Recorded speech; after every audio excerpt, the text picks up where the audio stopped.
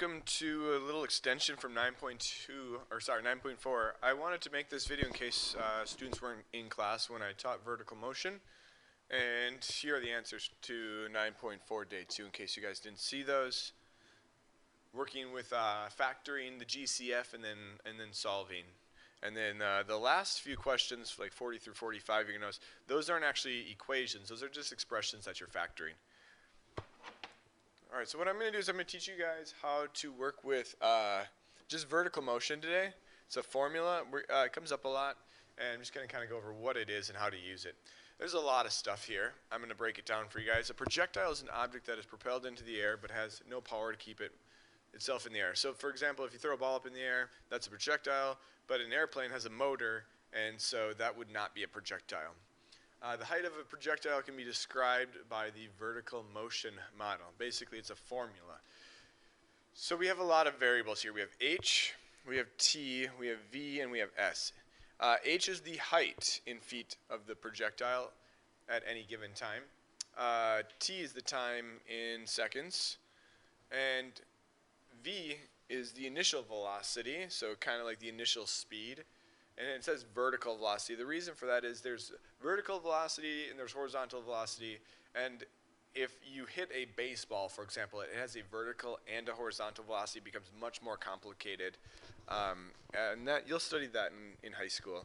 This is a little more simple. And then S is the initial height. So the starting height is what I like to say for S, starting height in feet.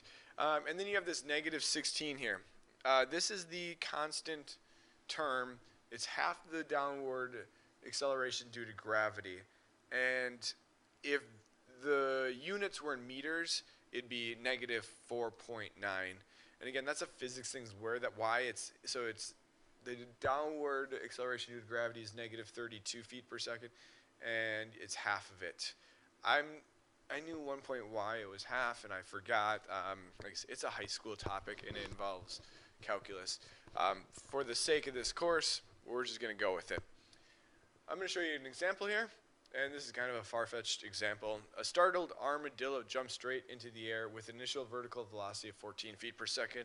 After how many seconds does it land on the ground? Okay, so it jumps straight into the air. So that's what allows us to use this formula. And as an initial vertical velocity of 14 feet per second, after how many seconds does it land on the ground? So we want to know the height has to be equal to 0 because it's going to be back on the ground. So we have negative 16t squared plus 14t. And then since it starts on the ground, the starting height is going to be 0. So that's where all of these values are coming into play right here. 14 is v, s is 0. And then what we're going to do is we're going to set the h equal to 0. Because we want to know when it's back on the ground, and then we're going to solve for t by factoring the GCF out of this formula here. Now, I would factor out a negative 2t and then get 8t minus 7, just because I want you guys to get used to that skill of if the leading coefficient is negative, factor that out with it. You're going to end up with the same answer. Here are the two answers you're going to get, 0 and this is actually 7/8. Okay, I like 7/8 better because it's a decimal.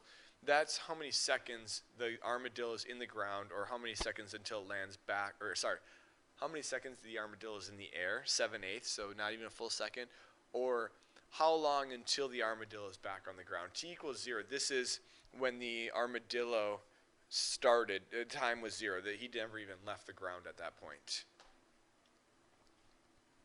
And that's all. So we're going to be using that formula from time to time, so make sure you got all that information in your notes, and I will see you in class. Thank you.